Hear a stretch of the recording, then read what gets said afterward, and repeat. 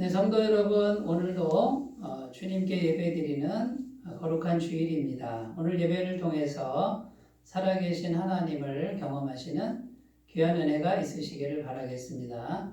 다 같이 묵상기도 드리심으로 예배를 시작하겠습니다.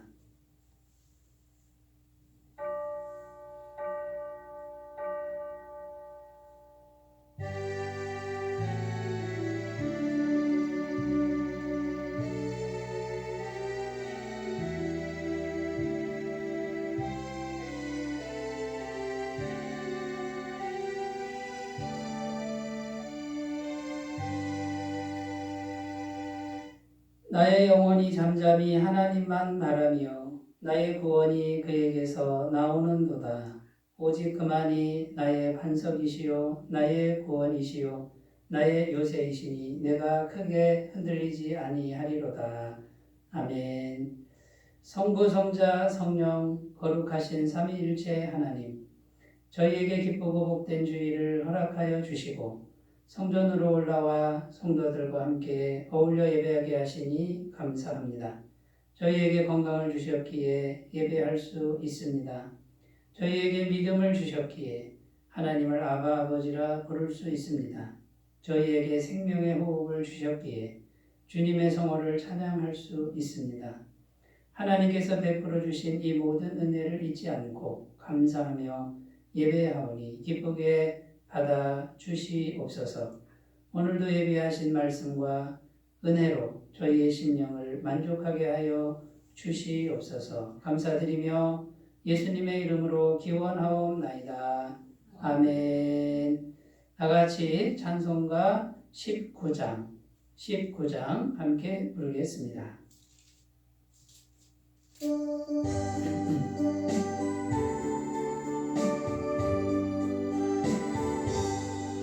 찬송하는 소리 있어 사랑 기뻐하도다.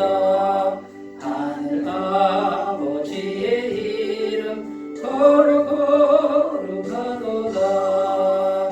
세상 사람 찬양하자 거룩하신 하나님께 할렐루야 할렐루야 할렐루야. 하나님의 나라 권세 영원토록 있도다. 하나님의 영광 나라 거룩하도다. 하늘 보좌 계신 주님 세상 주관하시도다. 할렐루야 할렐루야 할렐루야. 하나님의 크신 섭리 그 뜻대로 되도다. 우리 아버지의 뜻은 거룩하도다. 주여 속히 임하셔서 기쁜 날을 주옵소서. 할렐루야 할렐루야 할렐루야.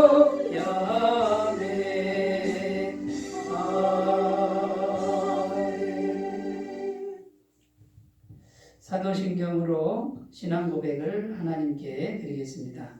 나는 전능하신 아버지 하나님, 천지의 창조주를 믿습니다. 나는 그의 유일하신 아들, 우리 주 예수 그리스도를 믿습니다. 그는 성령으로 잉태되어 동정녀 마리아에게서 나시고 본디오 빌라도에게 고난을 받아 십자가에 못 박혀 죽으시고 장사된 지 사흘 만에 죽은 자 가운데서 다시 살아나셨으며 하늘에 오르시어 전능하신 아버지 하나님 우편에 앉아 계시다가 거기로부터 살아있는 자와 죽은 자를 심판하러 오십니다. 나는 성령을 믿으며 거룩한 공교회와 성도의 결제와 죄를 용서받는 것과 몸의 부활과 영생을 믿습니다. 아멘. 하나님 말씀은 고린도전서 15장 8절에서 11절입니다. 고린도전서 15장 8절에서 11절 말씀입니다. 신약성경 282페이지 고린도 전서 15장 8절에서 11절 말씀을 제가 봉독하겠습니다. 맨 나중에 만삭되지 못하여 난 자 같은 내게도 보이셨느니라. 나는 사도 중에 가장 작은 자라. 나는 하나님의 교회를 박해하였으므로 사도라 칭함받기를 감당하지 못할 자니라. 그러나 내가 나된 것은 하나님의 은혜로 된 것이니 내게 주신 그의 은혜가 헛되지 아니하여 내가 모든 사도보다 더 많이 수고하였으나 내가 한 것이 아니요 오직 나와 함께 하신 하나님의 은혜로라. 그러므로 나나 그들이나 이같이 전파하매 너희도 이같이 믿었느니라. 아멘. 네, 오늘 말씀의 제목은 은혜를 아는 은혜를 주소서, 이런 제목으로 함께 은혜를 나누겠습니다. 5월은 은혜를 생각하는 달입니다. 5월 달에는 어버이날이 있죠. 어버이의 은혜를 생각하는 달이고요. 또 5월 달에는 어린이날이 있습니다. 여러분, 자녀가 주는 은혜도 참 큽니다. 자녀가 우리에게 얼마나 큰 은혜가 되는지도 생각하는 그런 달입니다. 우리 옆에 동료가 있어주는 은혜도 있고요. 우리 교회에서는 성도님들이 곁에 있어주는 은혜도 있습니다. 생각해보면 우리에게는 은혜가 참 많습니다. 그런데 그런 은혜가 많은데도 불구하고 잊고 살 때가 얼마나 많은지 모릅니다. 그래서 5월달은 부모님의 은혜도 생각해야 되지만 전체적으로 우리에게 얼마나 큰 은혜가 있는지를 깊이 생각하시다 보면 마음이 따뜻해지고 풍성해지는 그런 달이 될 줄로 믿습니다.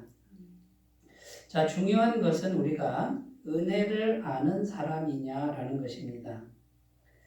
우리 자신이 은혜 속에서 태어나고 은혜 속에서 자라고 지금도 은혜를 받고 있는 그런 존재라는 것을 우리가 알고만 있다면 우리는 진정 사람다운 사람이 될 것입니다.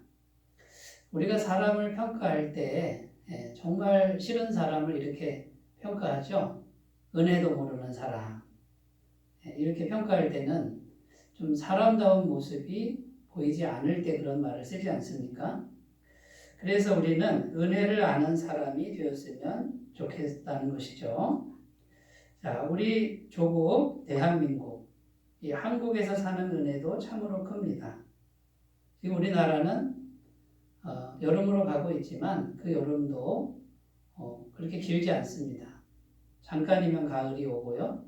선선한 가을이 오면 또 겨울이 오고 또 봄이 오고 얼마나 살기 좋은 나라인지 모릅니다. 외국의 파키스탄이라는 나라에 가면 얼마나 더운지 모릅니다. 정말 더울 때는요 50도가 넘는데요. 40도만 돼도 숨이 막히는데 50도가 넘는다고 한번 생각해 보세요. 50도 넘지 않는 게 얼마나 감사합니까? 그런데 그 나라는 하루에 몇 시간은 어김없이 정전이 되는 나라랍니다. 우리나라는 얼마나 살기 좋습니까? 차도 있고 에어컨도 있고 냉장고도 있고 전기가 정전되는 일은 거의 없는 나라 아닙니까? 지금 인도에 가면 코로나 환자가 얼마나 많은지 모릅니다. 그리고 하루에 수십만 명씩 죽어가는 이런 나라가 지금 우리가 같은 시대에 살고 있는 그런 동시대의 나라 중에 이런 나라가 있다는 거예요. 그 인도의 정부가 너무나 무지한 탓에 백성들을 죽음으로 몰아넣고 있다는 것이죠. 여러분, 이런 조국 대한민국, 이 나라가 처음부터 이렇게 살기 좋은 나라는 아니었습니다. 이 한국은 교회와 함께 성장을 했습니다. 6.25 전쟁을 지나고 보릿고개를 지나면서 사람들은 교회에 모여서 하나님께 기도하기 시작했습니다. 하나님의 은혜를 언제나 구하면서 간절히 기도했는데 하나님께서는 그 기도를 들으시고 은혜를 베풀어 주신 것이죠. 은혜를 찾고 구할 때 하나님이 넉넉하게 은혜를 주셨다라는 거예요. 여러분, 우리가 이렇게 은혜를 구할 때 하나님은 우리에게 은혜를 주시는 분이라는 사실입니다. 그래서 우리는 언제나 하나님의 은혜를 찾아야 될 줄로 믿습니다.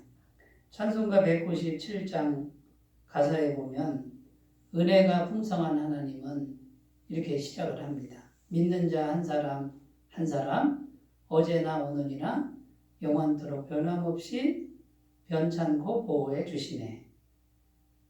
우리는 늘 찬송합니다. 은혜가 풍성한 하나님이시라고요.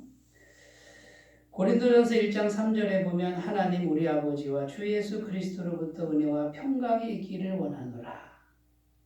은혜는 하나님과 예수님으로부터 언제나 흘러나온다라고 이렇게 성경은 증언하고 있는 것입니다. 하나님은 은혜 베푸시기를 기뻐하시는 분입니다. 민수기 6장 24절에서 26절에 보면 여호와는 내게 복을 주시고 너를 지키시기를 원하며 여호와는 그의 얼굴을 내게 비추사 은혜 베푸시기를 원하며 여호와는 그 얼굴을 내게로 향하여 드사 평강 주시기를 원하노라 할지니라. 아론의 축도문입니다. 예배드리러 오는 이스라엘 백성들에게 대제사장이 두 손을 들고 그 백성을 이렇게 축복하라는 거예요. 그래서 위에서 하나님의 은혜 베푸시기를 원한다. 이게 하나님의 마음 아니겠습니까? 그러므로 우리는 늘 은혜를 구하며 사는 사람들이 되었으면 좋겠습니다. 은혜를 구하면 은혜가 옵니다. 하나님께 나가서 은혜를 구하면 은혜가 풍성하신 하나님이 우리에게 넉넉한 은혜를 주셔서 힘들고 어려운 이 순간에도 살 길을 열어주시고 부족한 걸 채워주시는 그런 은혜를 꼭 만나시게 될 줄로 믿습니다. 오늘 말씀에 보면 사도 바울이 하나님의 은혜를 노래하고 있습니다. 그래서 우리가 오늘 본문 말씀을 하나하나 살펴보면서 은혜가 뭔지, 그리고 이 사도 바울, 위대한 영적 지도자인 바울이 말하는 그 은혜는 도대체 무엇인지 이런 것들을 우리가 같이 살펴봄으로써 은혜가 충만한 5월 한 달이 되시고 또 영원토록 은혜가 충만한 그런 인생들이 되셨으면 좋겠습니다. 자, 그러면 첫 번째, 은혜란 무엇인가? 참된 은혜는 부활하신 주님이 함께 하시는 것이 참된 은혜다라는 것이죠. 10절 말씀에 보면 이렇게 기록합니다. 그러나 내가 나 된 것은 하나님의 은혜로 된 것이니 내게 주신 그의 은혜가 헛되지 아니하여 내가 모든 사도보다 더 많이 수고하였으나 내가 한 것이 아니요 오직 나와 함께 하신 하나님의 은혜로라. 여기 이 말씀 끝부분에 보면 내가 한 것이 아니고 누가 했다고요? 오직 나와 함께 하신 하나님의 은혜로다. 지금 사도 바울은 하나님의 은혜를 노래하는데 지금 비참하거나 우울하지 않습니다. 굉장히 행복해 보이고 자신감이 넘쳐 보입니다. 자, 그러면 사도 바울은 지금 현실적으로 과연 행복할까요? 사도 바울은 늙었습니다. 지금 늙으면 몸이 여기저기 아프죠. 가진 게 없습니다. 이분에게 무슨 통장이 있는 것도 아니고 어느 한 곳에 머물 집이 있는 것도 아닙니다.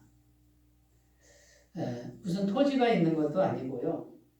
아무것도 가진 게 없고 생계를 어떻게 꾸려나가냐면 천막 만들고 천막 바느질하는 이 기술 하나 가지고 생계를 꾸려나가는 가난한 사람입니다. 결혼도 하지 않았습니다. 아내도 없고 자식도 없습니다. 홀홀 단신입니다. 그럼 도대체 무엇이 행복하다는 겁니까? 자, 사도 바울은 지금 은혜를 노래하는데 도대체 무슨 은혜를 받았다라는 것입니까? 현실적으로 가진 게 아무것도 없고 외로운데, 그러면 이 사도 바울의 은혜는 다른 종류의 은혜입니다. 10절 말씀 끝부분에 나와 함께 하신 하나님의 은혜다. 자, 하나님이 나와 함께 하셨다. 이게 은혜라는 거예요. 고린도전서 15장은 부활장입니다. 그러니까 부활하신 주님이 나와 함께 하시는 이 자체가 진짜 은혜다라고 말씀하고 있는 것입니다. 사도 바울은 이렇게 가난하고 외로운데 그것이 끝이 아니고 엄청난 고난의 삶을 살았습니다. 고린도후서 11장 23절에서 27절에 보면 내가 수고를 넘치도록 하고 매도 수없이 맞고 여러 번 죽을 뻔하였으니 유대인들에게 40에서 하나 가만매를 5번 맞았으며 3번 태장으로 맞고 1번 돌로 맞고 3번 파선하고 일주야를 깊은 바다에서 지냈으며 여러 번 여행하면서 강의 위험과 강도의 위험과 동족의 위험과 이방인의 위험과 시내의 위험과 광야의 위험과 바다의 위험과 거짓 형제 중에 위험을 당하고 또 수고하며 애쓰고 여러 번 자지 못하고 줄이며 목마르고 여러 번 굶고 춥고 헐벗었노라. 엄청난 고생의 삶을 살아왔습니다. 앞으로 이 고생의 삶이 회복되리라는 희망이 보이지 않습니다. 잘 알다시피 사도 바울은 로마의 죄수로 붙잡혀가서 결국 로마에서 순교를 당합니다. 도대체 무슨 은혜라는 겁니까? 여러분, 사도 바울이 말하는 진짜 은혜는 부활하신 주님이 죽음의 권세를 정복하신 살아계신 부활 주님이 자기와 함께 하시는 은혜. 이 부활 주님이 함께 하시는 게 너무나도 확실하다는 거예요. 그래서 이 은혜가 있으니까 그런 고난의 삶을 살아도 절망이 되지 않고 낙심이 되지 않고 기쁨으로 다 이길 수 있는 내면의 힘이 있었다라는 것이죠. 그 모든 것보다, 가진 모든 것보다, 겪은 모든 일보다 부활하신 주님의 함께 하심이 훨씬 더 크다는 거예요, 바울에게는. 부활하신 주님이 함께 하신다고 무엇이 현실적으로 달라진 것이 없는데도 부활하신 주님이 너무 크게 자기에게는 있기 때문에 이것이 진짜 은혜고 이것이 진짜 행복이다라고 증언하고 있는 것입니다. 사도 바울은 부활 주님을 만나지 않았다면요, 세상적으로 잘 됐을 사람이에요. 최고의 공부를 했어요. 최고의 가문의 후계자였어요. 돈과 명예와 권력이 보장되어 있던 사람이 부활 주님을 만난 이후에 그 모든 걸 내려놓고 배설물로 여기고 평생토록 복음을 전하는 삶을 살았습니다. 그 복음은 부활하신 주님을 전하는 삶이죠. 그러니까 사도 바울에게 있어 진짜 은혜는 뭐예요? 부활하신 주님이 나와 함께 하시는 이 자체가 진짜 은혜다. 이렇게 고백하고 있는 줄로 믿습니다. 자, 이 은혜가 있었기에 바울은 가는 곳마다 승리합니다. 사도행전 27장에 가보면요, 어떤 내용이 나오냐면 사도 바울이 죄수의 신분으로 배를 타고 로마로 호송되어 가는데 그 배가 광풍을 만나는 거예요. 바다 한가운데서. 유라굴로라고 하는 그 시간, 그 계절이 되면 엄청나게 큰 광풍인데 그걸 유라굴로라고 이름 붙일 정도로 유명한 태풍이 불어서 그 배가 위험에 빠졌습니다. 보름 동안이나 하늘이 새까맣게 흑암에 빠지는 그런 상황입니다. 배 안에 있던 모든 사람 276명이라고 나오는데 그 사람들은 완전히 낙심하고 절망했습니다. 그러니까 보름 동안 아무것도 먹지 못하고 이젠 우리는 죽었다라고 절망하고 있을 그때에도 사도 바울은 부활하신 주님과 함께 했습니다. 그리고 그 흑암 속에서 사도 바울은 조용히 기도합니다. 누구에게요? 부활하신 주님이 함께 하시니까 자기와 함께 하신 부활하신 주님께 기도를 올렸는데 부활하신 주님이 바울의 마음속에서 말씀하시는 거죠. 사도행전 27장 24절에서 26절에 보면 그 음성을 들은 내용을 사람들에게 말하는 그런 내용이 기록되어 있습니다. 바울아, 두려워하지 말라. 부활 주님이 지금 함께 하시는데 그분이 심령 속에서 말씀하시는 거예요. 바울아, 두려워하지 말라. 내가 가이사 앞에 서야 하겠고 로마 황제 앞에 너 설 것이다. 또 하나님께서 너와 함께 항해하는 자를 다 내게 주셨다 하였으니 그러므로 여러분이여 안심하라. 나는 내게 말씀하신 그대로 되리라고 하나님을 믿노라. 그런즉 우리가 반드시 한 섬에 걸리리라 하더라. 지금 사도 바울이 낙심에 빠져 있는 사람들에게 말하는 거예요. 내가 어젯밤에 기도했는데 부활하신 주님, 나와 함께 하신 부활하신 주님이 분명히 내게 말씀하셨는데 나는 그 말씀하신 대로 될 것을 믿습니다. 그리고 우리는 반드시 한 섬에 걸릴 것입니다. 사도행전 말씀을 계속 읽어보면요. 바울이 부활하신 주님께 받은 음성대로 그대로 이루어집니다.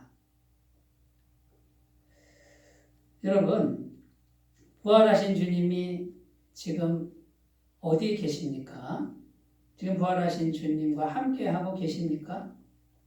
그 부활하신 주님이 내 속에 계신다는 거죠. 그분이 말씀하시면 현실도 그대로 된다는 거예요. 부활하신 주님이 눈에 보입니까? 손에 잡힙니까? 그런데 그 부활하신 주님이 내 안에 계시고 그분을 믿고 그분의 은혜를 믿고 심령을 고요하게 하고 그분께 기도하면 그분이 언제든지 은혜의 음성을, 은혜의 말씀을 주신다라는 것입니다. 그리고 그 말씀대로 된다고 성경은 증언하고 있는 것입니다. 여러분, 이것이 진짜 은혜라는 거예요. 진짜 은혜는 부활하신 주님이 내 속에 나와 함께 하시는 것이고요. 그분이 언제든지 그분께 은혜를 구하면 은혜를 베푸신다는 것이 진짜 은혜인 거예요. 부활하신 주님이 없고 내가 현실적으로 잘 되는 것 얼마나 불안합니까? 잘 되는 것이 하루아침에 안 되면 절망 아니겠습니까? 또 이 땅에서 아무리 잘 돼도 죽음의 강을 건널 때 다 놓고 가야 되는데 그것이 무슨 의미가 있겠습니까? 부활하신 주님은 고난 중에도 함께 하십니다. 절망 중에도 함께 하십니다. 죽음의 강을 건널 때도 함께 하십니다. 죽음 이후에도 함께 하시는 분인 줄로 믿습니다. 여러분, 사도 바울이 말하는 진짜 은혜, 부활하신 주님이 함께 하신 이 은혜를 우리 구원받은 사람은 다 받은 줄로 믿습니다. 그러면 이것을 진짜 은혜로 알고 그 부활하신 주님과의 관계를 친밀하고 깊게 갖고 나가시는 이 방향으로 신앙생활을 꼭 하셨으면 좋겠습니다. 어느 재벌집 사모님이 계셨는데요. 시한부 암 선고를 받았습니다. 길게 살아야 3개월 산다고 합니다. 돈이 많으니까요. 전국적으로 유명한 목사님들, 무당들 다 불러다가 만나게 했습니다. 그런데 아무 효험이 없었습니다. 하도 많이 만나고 나니까 이 재벌집 사모님이 이제는 절망에 더욱 깊이 빠졌고 이제는 지겨워졌습니다. 그런데 어떤 목사님께 부탁이 온 거죠. 딱 한 번만 만나달라고. 근데 이 목사님이 거기를 가니까요, 안 만나려고 그러는 거예요. 왜냐하면 너무 많이 만났으니까 더 이상 만나기 싫다는 거죠. 그래서 사정사정해서 이제 마지막으로 만났는데, 이 사모님이요, 머리가 다 빠졌는데 이 머리를 금 비단 보자기로 싸고 있더래요. 돈이 얼마나 많은지. 그런데 고개를 돌리고 쳐다도 안 보더랍니다. 그리고 이렇게 말하더랍니다. 할 말 하시고 빨리 가세요. 이때 목사님이 이렇게 말을 시작했다고 합니다. 사모님, 저는 사모님에게 다시 살 수 있다고 말씀드리러 온 것이 아닙니다. 사모님은 반드시 죽을 것입니다. 이렇게 말을 했더니 갑자기 고개를 탁 돌리더니 눈물이 글썽해가지고 그럼 저보고 어떻게 하라는 겁니까? 하고 울더라는 거죠. 저는 다른 건 할 줄 모르지만, 이 목사님 말씀이죠. 저는 사모님에게 죽어도 죽지 않는 길을 말씀드리러 왔습니다. 죽어도 죽지 않는 길이 무엇입니까? 부활하신 주님을 마음에 모시는 거죠. 그래서 이 목사님이 생명의 복음을 차근차근히 전하고, 이 재벌집 사모님은 비로소 평안을 얻었다는 거예요. 누구나 한 분은 죽어도 죽지 않는 길, 부활하신 주님을 마음에 모시고 그분만을 의지하고 사는 길이라는 것이죠. 참 평안을 얻고 그 사모님은 3개월 안에 천국으로 갔다라는 것입니다. 여러분, 죽다가 살아난 일이 발생하지 않았습니다만 그것이 어찌 저주라고 하겠습니까? 참된 은혜의 주님, 그분을 만나고 죽음을 건넜으니 천국과 영생을 얻은 것이 아니겠습니까? 여러분, 참된 은혜를 사모하시기를 바라겠습니다. 자, 두 번째.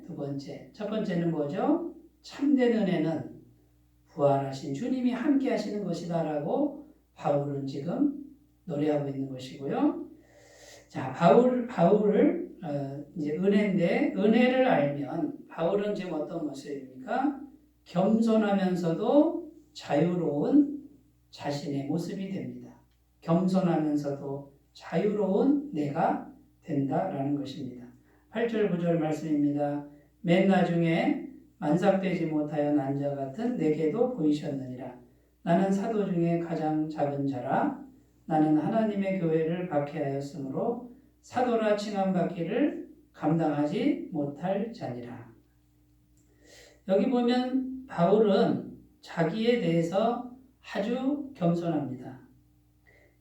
8절에 보면 맨 나중에 이렇게 되어 있는데 꼴등이란 뜻이에요. 꼴찌라는 뜻이죠. 근데 꼴찌라도 지금 사도 바울은 전혀 문제가 없습니다. 자유합니다.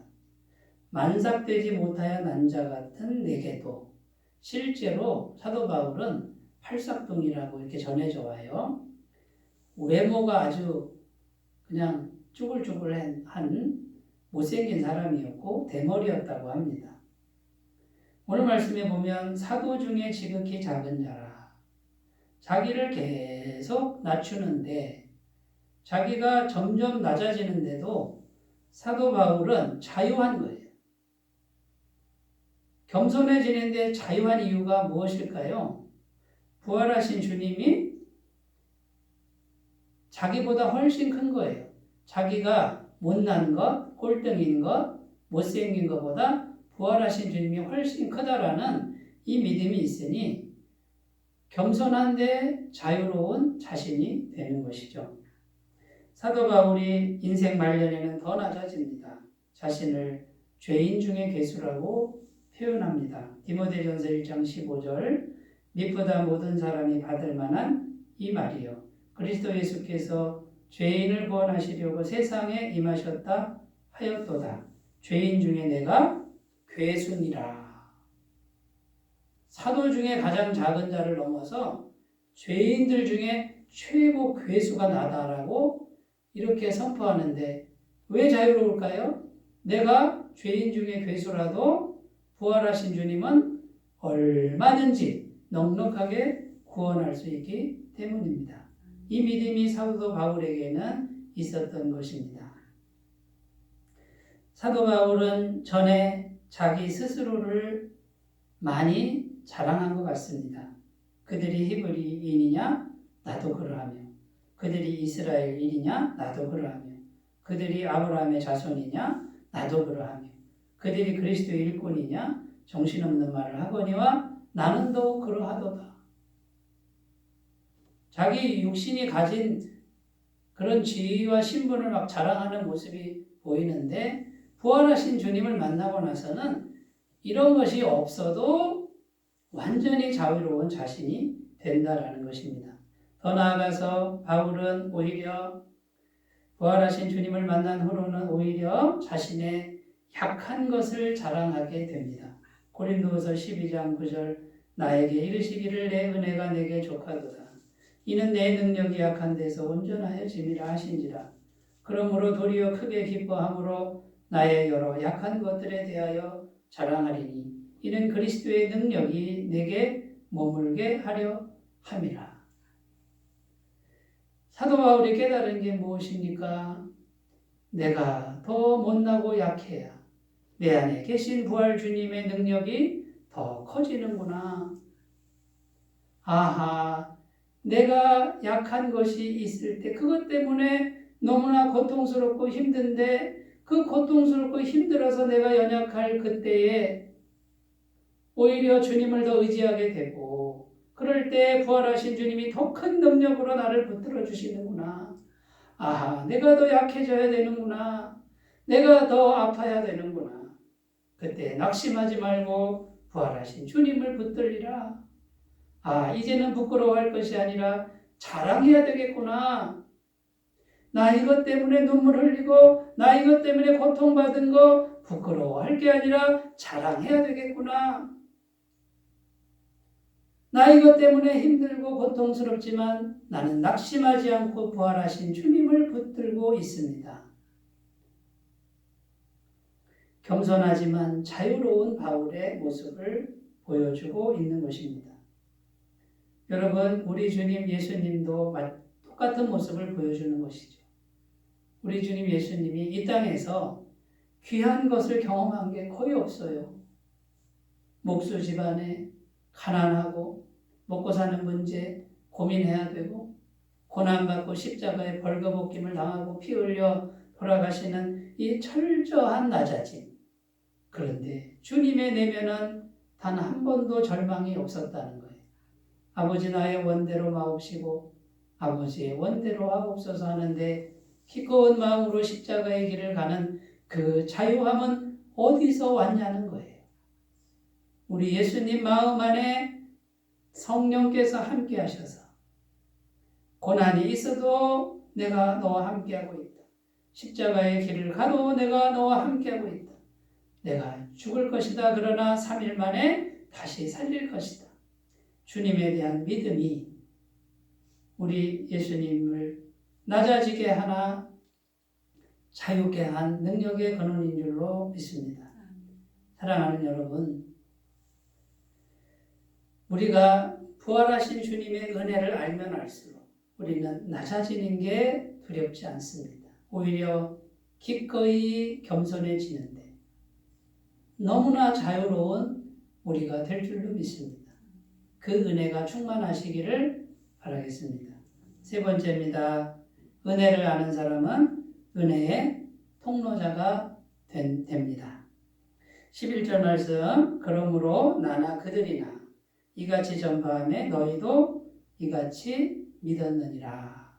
자, 여기 보면 전파한다라는 이런 내용이 나오죠. 고린도전서 15장은 부활 주님을 전파하는 거예요. 15장은 부활장입니다. 부활에 대한 거예요.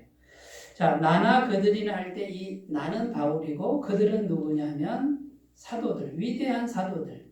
자, 사도들이 전한 복음이나 내가 전하는 복음이나 같다 그 말이에요.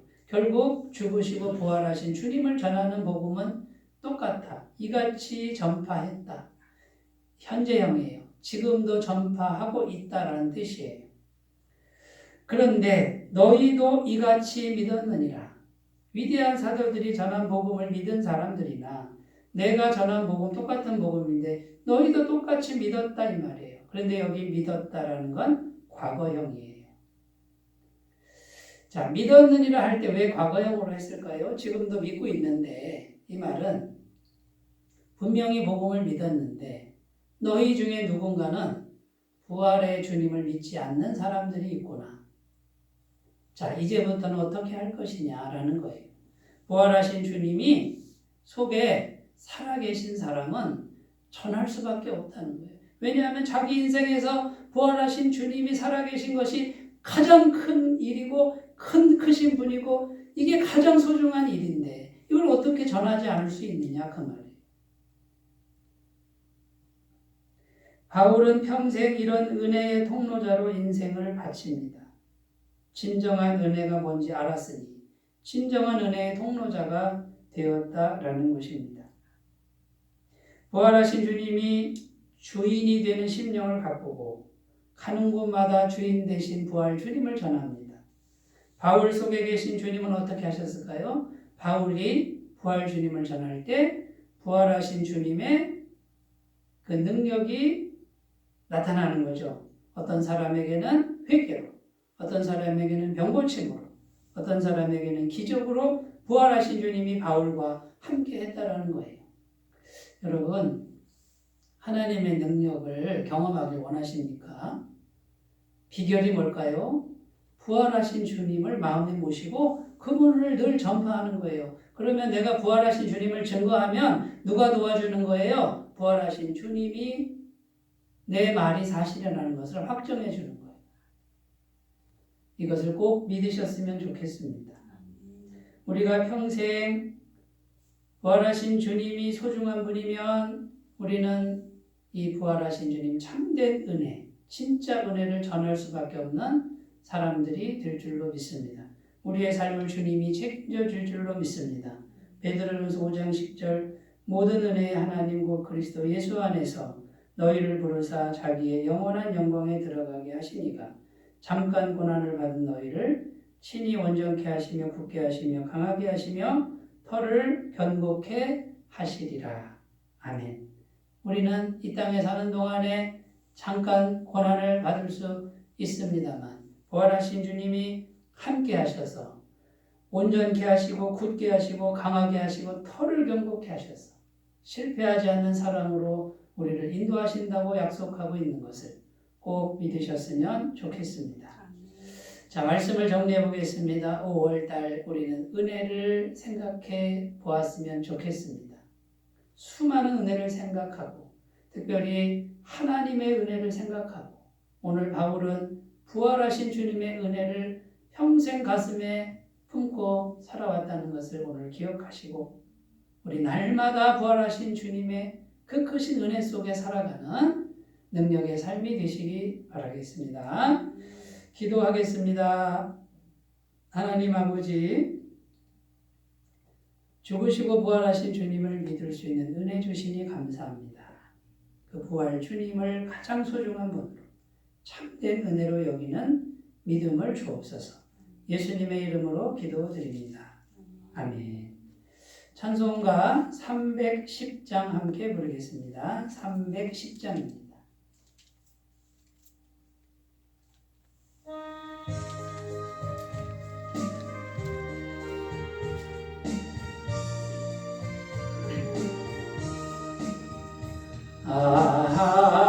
하나님의 은혜로 있을 데 없는 자 왜 구속하여 주는지 난 알 수 없도다. 내가 내 것도 의지하고 내 모든 형편 아시는 주님 늘 보호해 주실 것을 나는 확실히 아멘.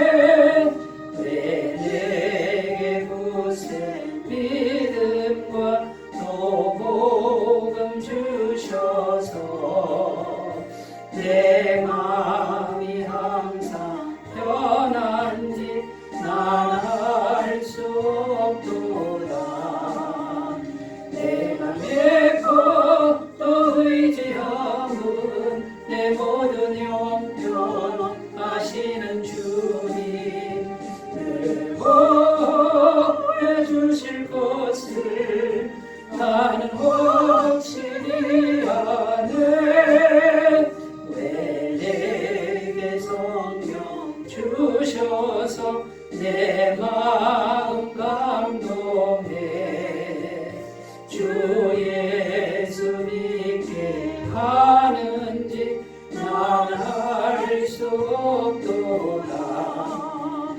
내가 믿고 또 의지함은 내 모든 영혼 하시는 주님 늘 보호해 주실 것을 나는 확실히 아네. 주 언제 강림하실지 꼭 밤에 옥낮에 또 주님 만날 그곳도 난 알 수 없도다.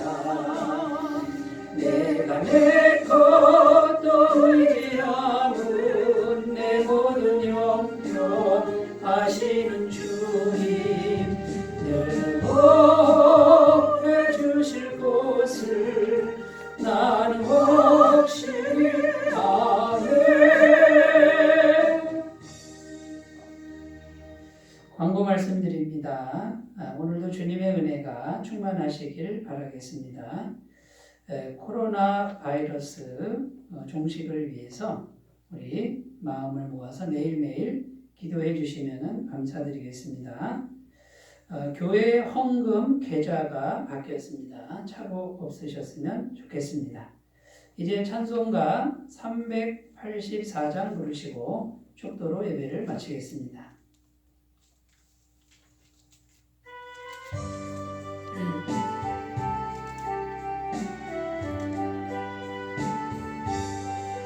나의 갈 길 다가도록 예수 인도하시니 내 주 안에 있는 긍휼 어찌 의심하리요.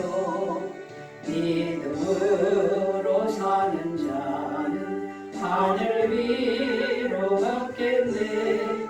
무슨 예를 만나든지 만사 영통하리라.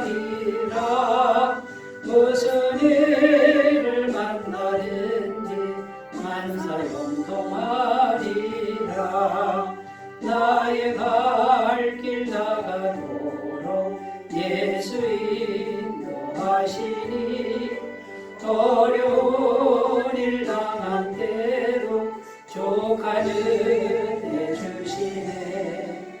나는 심히 고단하고 영혼 매우 가라나 나의 앞에만 속에서 샘물나게 하시네.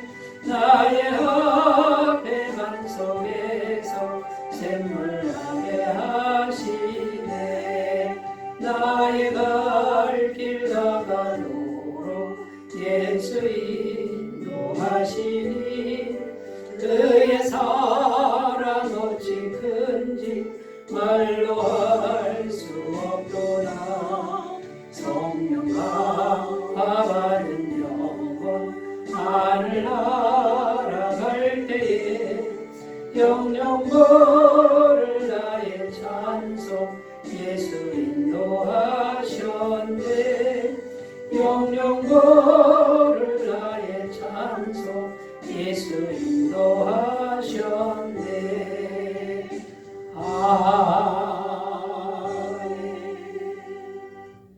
이제는 우리 주 예수 그리스도의 은혜와 하나님 아버지의 사랑하심과 성령님의 교통하심이 오직 은혜를 생각하면서 은혜를 아는 사람이 되기를 소원하고 무엇보다 부활하신 주님이 나와 함께 하시는 이 진정한 은혜 속에서 승리하며 살기를 소원하고 기도하는 주의 모든 백성들 위해 영원토록 함께 하시기를 간절히 축원하옵나이다. 아멘.